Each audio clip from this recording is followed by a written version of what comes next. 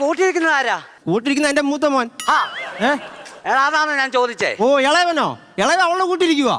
എടാ നിന്റെ കൂടെ ഇവിടെ ആശുപത്രി കൂട്ടിയിരിക്കുന്ന ആരാ? നമുക്ക് ആരെങ്കിലും ഉണ്ടോ കൂട്ടിരിക്കാൻ? എല്ലാവർക്കും നമ്മുടെ പൈസ മതി. നിന്റെ സഹോദരങ്ങൾ പോലും ഇല്ലയോ? ഓ ഒരു പെങ്ങളുണ്ട്, അവളെ കെട്ടിച്ചേക്കുന്നേ അങ്ങ് തെങ്ങമത്താ. ഞാനാന്നോ? അന്നേരം പരിചയമുണ്ടോ? സംസാരിക്കും. ഇല്ല പറ. ഈ ചെറുക്കനാണെങ്കിലേ മദ്യപാനിയവൻ. മദ്യം പോട്ടെന്നാ കുഴപ്പമില്ല. പക്ഷെ ഇപ്പൊ ഈ ഇടയ്ക്കുണ്ട് ഇവൻ പറയാൻ മൂത്ത ചെറുക്ക അവന്റെ അങ്ങ് സംശയോ. എന്താ ചെയ്യാൻ പറ്റുമെന്നാ? എടാ അതിനൊക്കെ ഒരു ടെസ്റ്റ് ഉണ്ട്. എന്നാ ടെസ്റ്റാ? DDT test. എന്റെ പെങ്ങള് പറ്റുന്നത് ഉറുമ്പ് കുഞ്ഞിനെയാണോ?